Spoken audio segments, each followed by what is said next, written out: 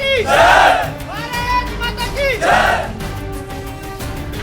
तो एक तरीका खोजा है उन्होंने कि उनको पेंशन ना देनी पड़े, 3 साल जॉब करे और 3 साल जॉब करने के लिए बाहर चला जाए।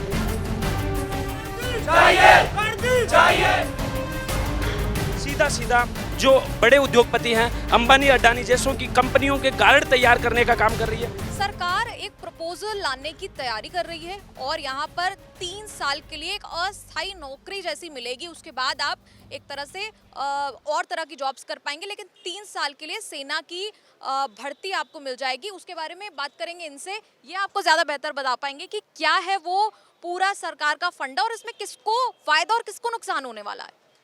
मैम, ये जो सरकार प्रपोजल ला रही है, जो टूर ऑफ ड्यूटी के नाम से, यह एक अस्थायी तौर पे जैसे संविदा कर्मी बाकी सभी डिपार्टमेंट में होते हैं, उसी तरीके से सरकार एक निजीकरण करने का एक तरीका है, एक जरिया है सरकार का, जो सीधा सीधा सेना के साथ और इस देश के युवाओं के साथ धोखा कर रही है। उनका कहने का मतलब ये है कि 3 साल तक कोई भी युवा आए और वो देश की सेवा करे। अगर उसे कुछ हो जाता है तो कोई भी उसे सुविधाएँ नहीं मिलेंगी। जैसे कि अगर कोई स्टूडेंट या कोई एक युवा देश का जो देश सेवा में जाना चाहता है डिफेंस के माध्यम से, वो 3 साल जॉब करेगा। उसके बाद उसे कोई भी जैसे मेडिकल सेवा या पेंशन ये सब नहीं दी जाएगी। तो मैक्सिमम जितने भी लोग होंगे डिफेंस में, अभी तक सिर्फ डिफेंस में ही पेंशन है, बाकी सबकी पेंशन बंद कर दी गई है। अब पेंशन के बोझ से बचने के लिए सरकार आर्मी के लोगों को भी पेंशन से वंचित रखना चाह रही है, जबकि सांसदों की कोई भी अभी तक पेंशन का ऐसा प्रावधान नहीं लाई है जहां उनकी पेंशन बंद हो सके।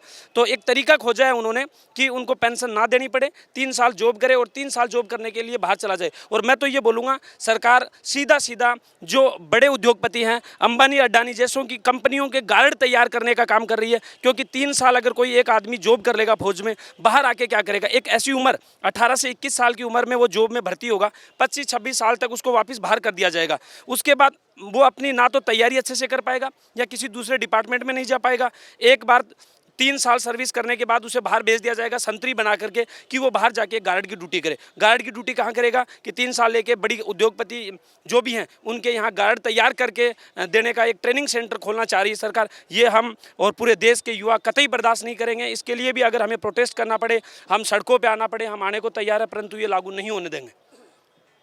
खैर अभी तो ये प्रपोजल ही है, अभी फाइनल इस पर कोई बात नहीं आई है, लेकिन आप विरोध कर रहे हैं इसका। बिल्कुल इसका विरोध कर रहे हैं। और अगर सरकार ऐसा प्रपोजल लाती है तो इस देश का कोई भी नागरिक इसे मानने को स्वीकार नहीं करेगा। क्योंकि सभी आप प्राइवेट कर सकते हैं चीज़ों को, परंतु डिफेंस को नहीं कर सकते। और ये सीधा सीधा सेना के साथ भी गलत है। क्योंकि अगर आपके पास, मैं फोर्स में रहा हूँ 6 साल तक, आप मेरे को एक बात बताइए कि जिस बंदे को एक्सपीरियंस नहीं है, वो अगर वार जैसी कंडीशन आई तो उसको कैसे हैंडल कर सकता है? हाँ, मानते हैं कि फौज युवा रहेगी, पर युवा के साथ साथ एक जोश के साथ एक्सपीरियंस की भी जरूरत पड़ती है किसी ऑपरेशन को हैंडल करने के लिए, किसी वार जैसी कंडीशन को हैंडल करने के लिए। तो ऐसी कंडीशन में देश के पास सोल्जर ही नहीं होंगे, ऐसे सोल्जर होंगे। उससे अच्छा तो 3 साल के लिए आप एनसीसी करवाते हो तो वही उनको रहने दीजिए, उनको मौका दे दीजिए। 3 साल एनसीसी कॉलेज में करवाते हो, उसकी बजाय उन्हें वहाँ ज्वाइनिंग देके और एनसीसी का सर्टिफिकेट देके बाहर कर दो, वो ज़्यादा बेहतर होगा उनके लिए। तो